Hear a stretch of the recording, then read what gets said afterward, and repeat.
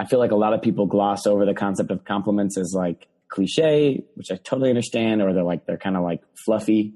But what I've learned to appreciate about complimenting people is the way I describe compliments it's the skill of seeing goodness in other people and having the vocabulary and the vulnerability to tell them about the goodness that you see.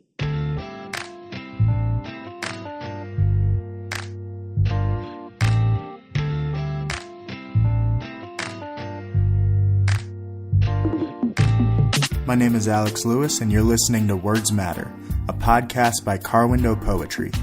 Every other Thursday, we invite you to hear from someone who's using words to make the world a better place. Today, I'm chatting with speaker, trainer, and kindness advocate Houston Kraft. Houston's message is simple: make kindness normal.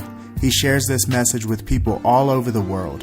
I'm really excited for you to hear Houston's story, so without further ado, let's jump into it. Here's my conversation with Houston Kraft.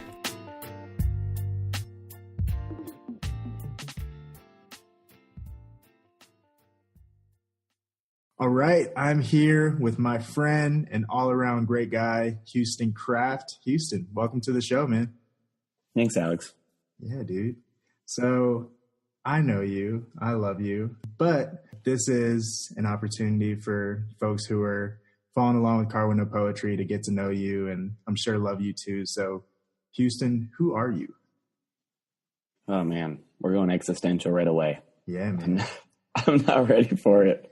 I don't know. You said I'm an all-around good guy. I think that's like, I wish I could just sum up our life, just all around, I guess it could. All-around good guy. I don't know. I live in California, Venice Beach, and I am a speaker.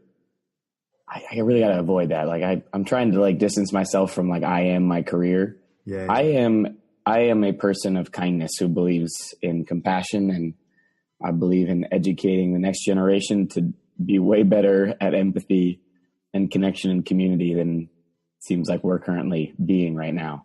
Yeah. So the way that my vehicle to that is I speak in schools and at organizations and at events to promote more love in the world.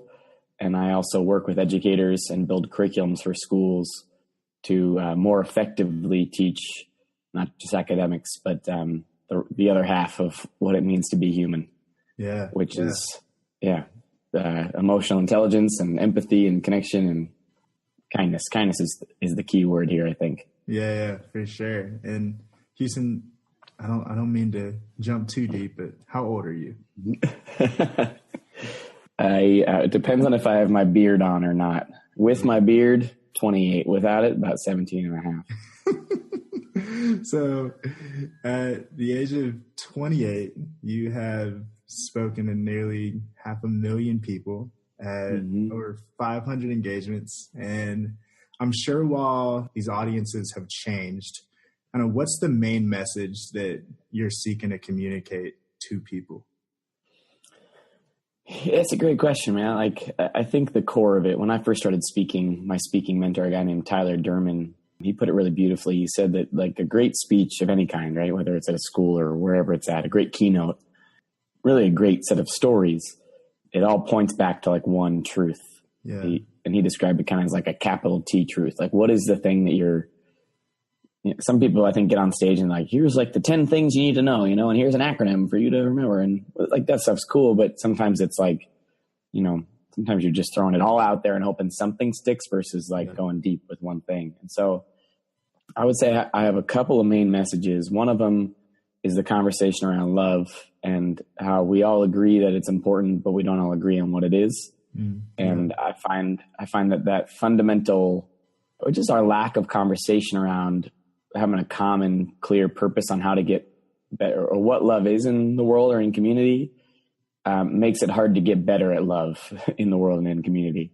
One of the things I talk about is clarifying that love is a choice and not just a feeling, and how probably most of our life operates from love as a feeling, which makes it harder to choose love when we don't feel like it. Yeah. But it's only in moments when we choose compassion, when we don't feel like it, that we actually improve at the skill of love. So one of the conversations is just the idea that our capacity for compassion grows when we choose to love when it's uncomfortable, and being willing to do that.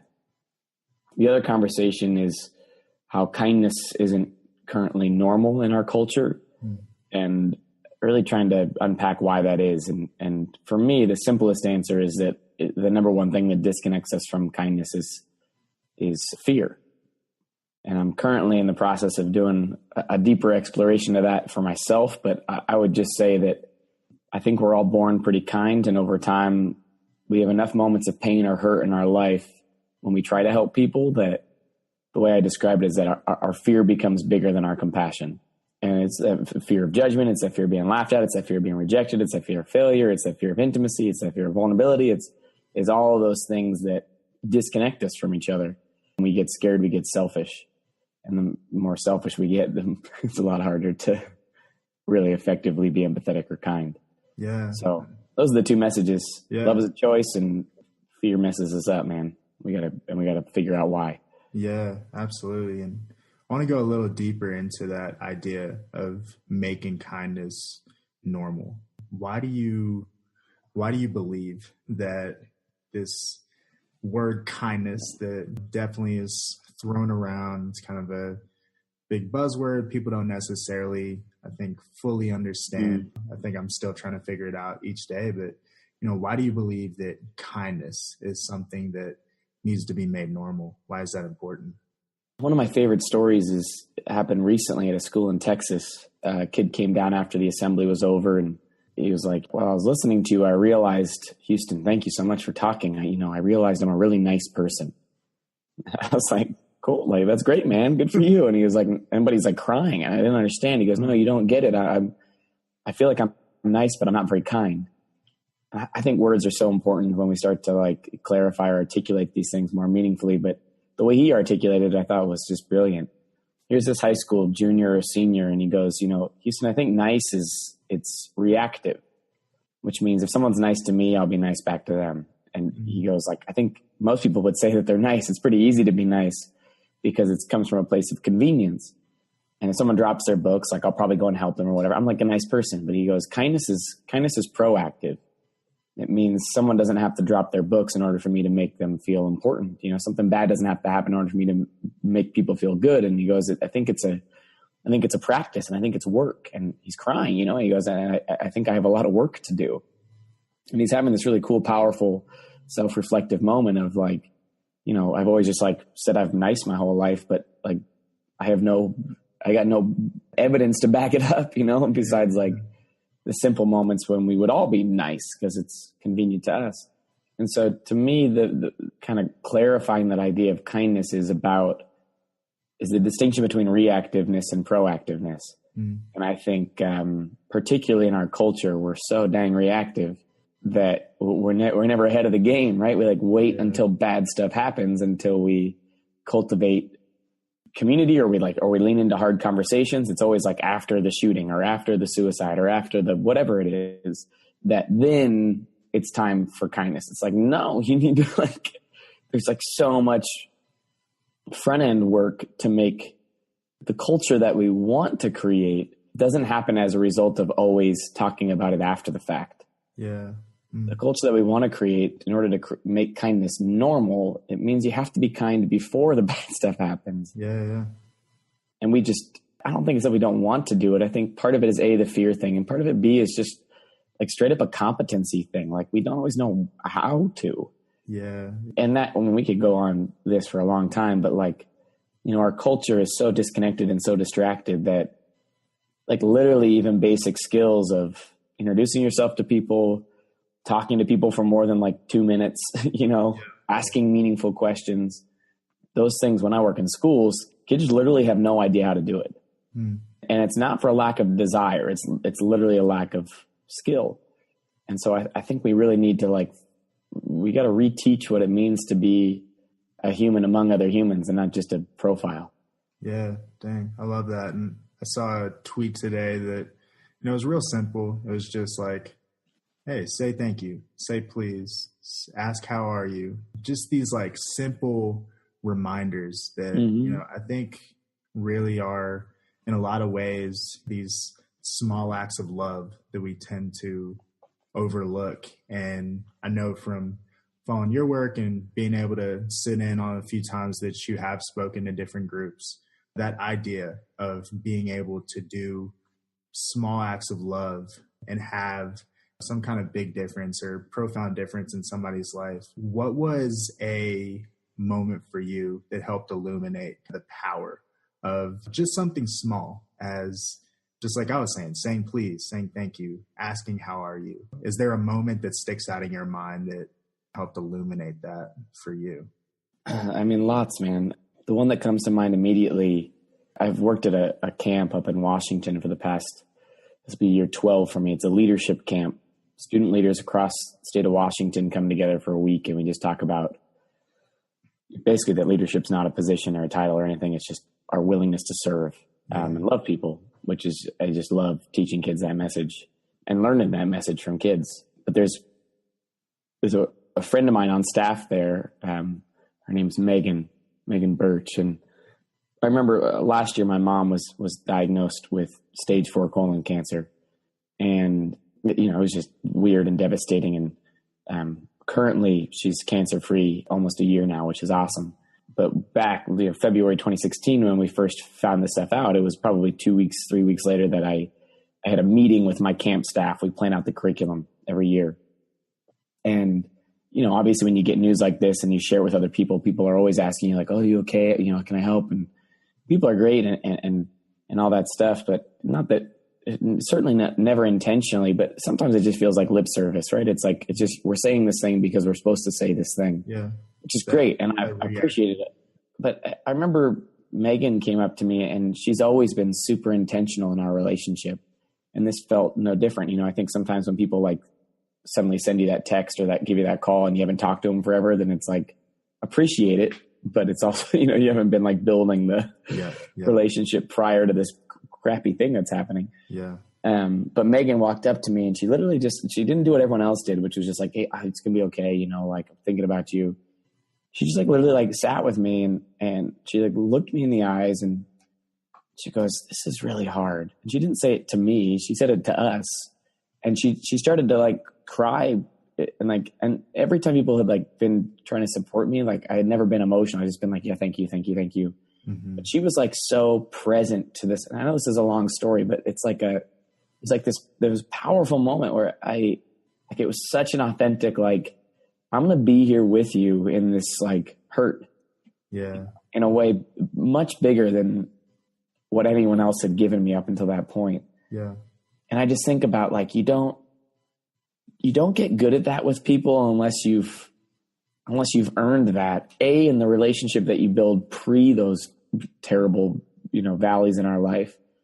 But also like, she's good at that because she practices that just empathy and kindness in so many other places in her life, that when she does it with me, it's like, dang, you're like really good at being present to me in this moment and my feelings and making me feel heard and understood. And I don't know, it's like such a small moment, right? But like out of the entire year and all the people that reached out, like I'll never forget that moment standing there in the cafeteria, eating cafeteria food where we cried together. And I think our world moves so fast that we sometimes miss opportunities for that.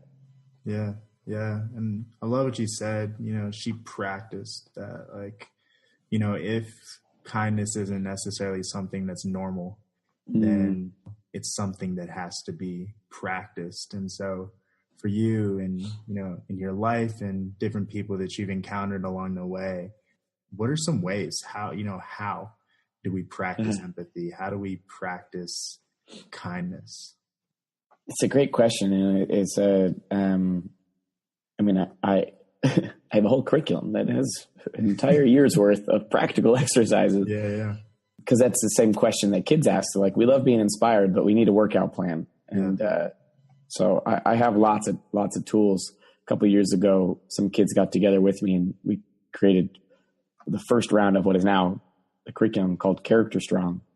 And they described it as it's like a P90X for your heart, right? It's like a full year workout plan and literally like practical ways to exercise this stuff. And so just like from the most simple viewpoint, I think we gloss over even a basic concept. So let me zoom in really quick. Yeah. We take kindness. Kindness looks like a lot of different things, right? Sometimes kindness looks like recognition. Sometimes kindness looks like appreciation. Sometimes kindness looks like service. Sometimes kindness looks like a sacrifice that you make for someone else. Sometimes kindness looks like a gift. It's almost like the love languages. But let's zoom in even closer, right? Like, so let's take something like a moment of appreciation or recognition. And I think about like one of the vehicles for that is a compliment. And I feel like a lot of people gloss over the concept of compliments as like cliche, which I totally understand, or they're kind of like fluffy. But what I've learned to appreciate about complimenting people is the way I describe compliments it's the skill of seeing goodness in other people and having the vocabulary and the vulnerability to tell them about the goodness that you see. Yeah. And that statement right there, that definition of complimenting people, that involves so many skills, right? The first one is like being present with people. Yeah. And being aware of other people besides yourself. So like being really present, and like it involves listening. It involves asking people questions. It involves listening. It involves paying attention to people and how they go about the world. It also involves like generosity of just like of spirit, almost like a generosity to like not constantly worrying about what you are or what people think about you, but like how you see other people show up in the world. Mm-hmm. Then there's like the vocabulary, right? It's like, hey, you look nice today, is not nearly as profound as like, dang, those blue Converse, make your eyes pop like a can of Pringles. Like there's a difference there, right? Yeah. And like difference between like, you look nice today versus like, you look incredible. And then there's like that, like even the degree of difficulty of a compliment, which is like, there's like the surface level compliment of, hey, you look nice today, versus, you know what I appreciate about you, Alex? I think you're such I really do think you're a very genuine, and genuine is such an underrated quality, and authenticity is so underrated. And in every conversation we've had, you've always been like just super present and generous with your time. And you lift other people up in a way that is so humble. It's such a great gift that you have. And it makes me want to be a more humble person in the world. Just being like, when I'm talking with you, I'm like, dang, I got to get more humble than this guy. Thank you. And that compliment, which is sincere, by the way, that compliment is not about like what you look like or anything. That compliment, there's two things right there, right? Like one is it's about who you are. Yeah. And it's also like, I also have to make a statement about it. You affect me. Your presence in the world affects me in some way. And that requires vulnerability on my part. So like, I think compliments get a bad rep for being like easy or fluffy or whatever, but dang, dude, like think about all the skills that go into genuinely celebrating other people. In the Buddhist philosophy, one of their words is mudita. Mudita is one of the four paths to enlightenment, right? Mudita is vicarious joy.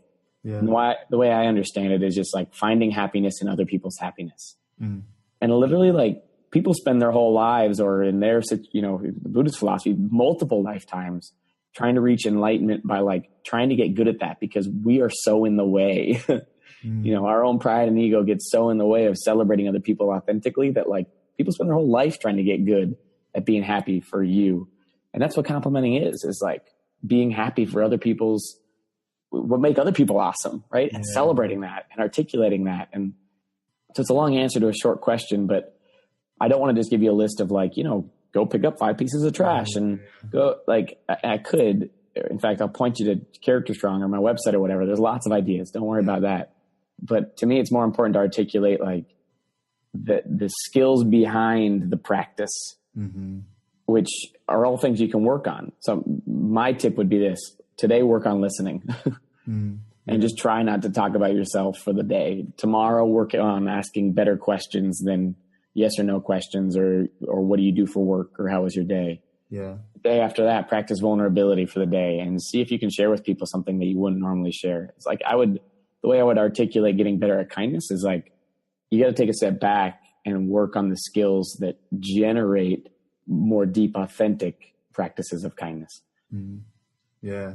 Dang. I think like there's so much there, but I love that, this isn't just something that can be narrowed down to 3 or 5 steps that are going to help you be more kind today or be more empathetic today. Like a lot of that stuff just tends to be BS. There's no, there's nothing behind that that's ultimately moving you in the direction you end up, I think, just as confused as when you started.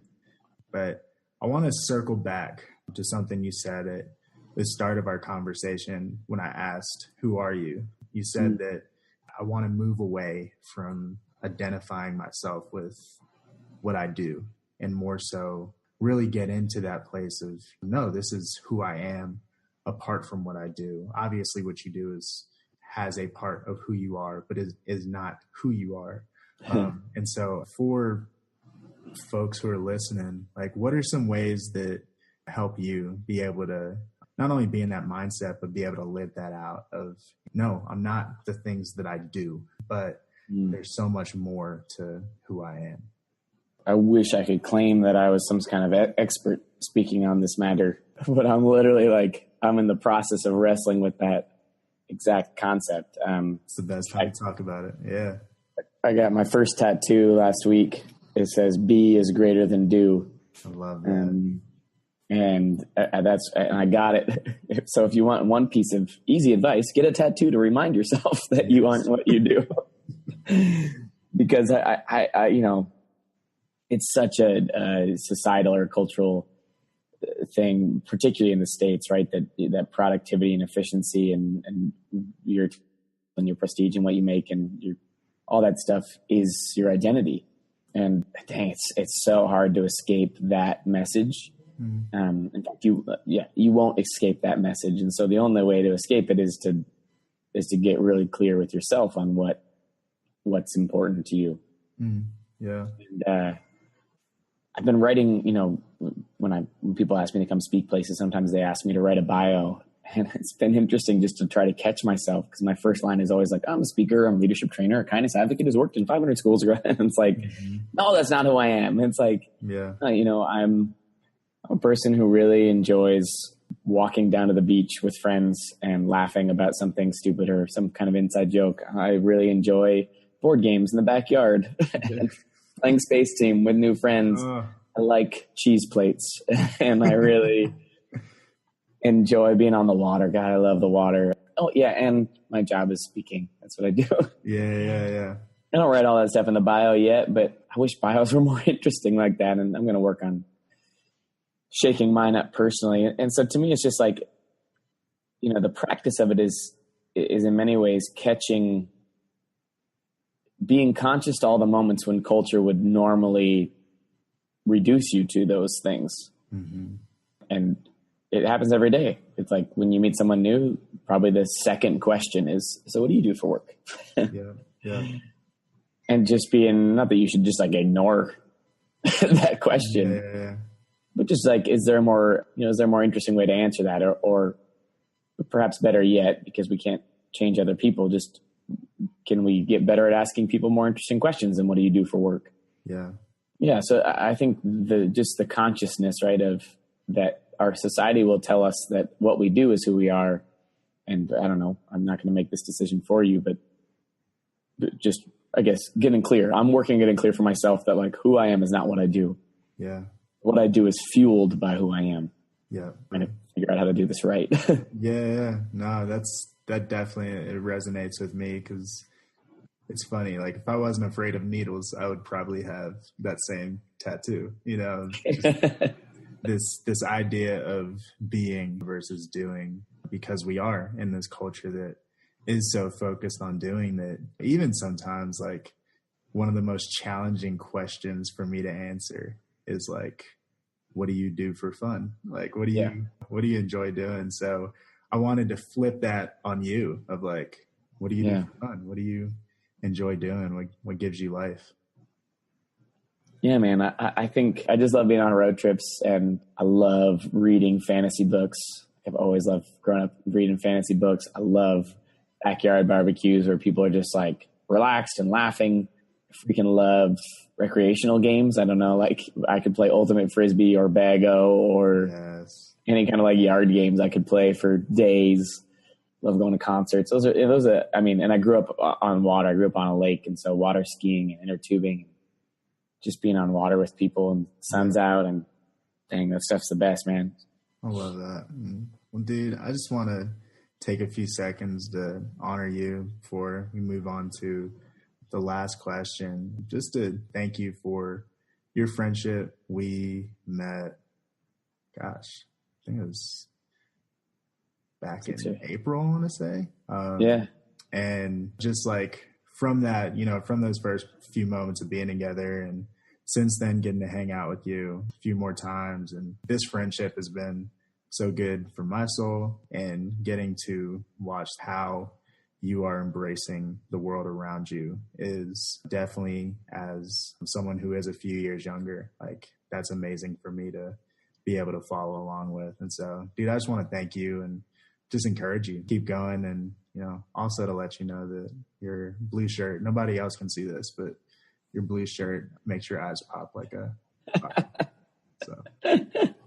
Thanks, man. Yeah, dude. If they could see it, they'd understand. They'd know. Because my eyes be popping. They're piercing right now. So thank you, man. Well, dude, thank you for kindness. Man.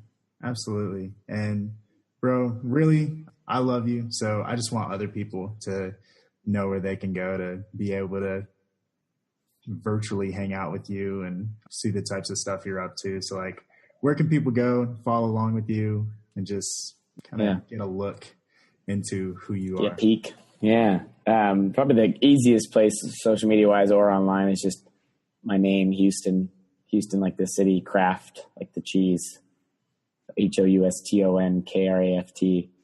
My parents used to sing that to me, and we had a nice song together. Oh, I love that. Yeah. So Houston Kraft is the best place to find me online. And then Character Strong is the work I do with educators and in schools. Perfect. And I'll be posting over the next, probably the time that you hear this, I'll have a couple other projects rolling out. So check it out. I got some cool stuff coming down man. Whatever, the pipeline. Yes, the freaking pipeline. Well, dude, I'll be sure to have all those links in the show notes for this episode. And man, thank you so much for being willing to hop on and chat with me. It feels like we're just hanging out in your backyard. I know. Getting ready to play some Space Team. So we need to make it happen soon. Yeah, please. Goodness gracious. For sure. Well, bro, thank you so much. And yeah, man, can't wait to talk again soon. Thanks, Alex. Today's episode was produced by me, Alex Lewis, and our awesome music was provided by Julius Tunstall. Check him out on Instagram at jtulius. That's JTULIUS.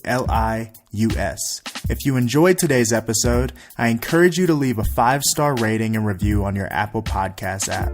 That's a major way more people can learn about the show and be impacted by these conversations. And I also encourage you to take a screenshot of you listening to this podcast and share it on your Instagram story. Together, let's prove that encouraging words and small acts of love can make a big difference in the lives of those around us. Until next time, you matter, you are enough. Remember these words when times get tough.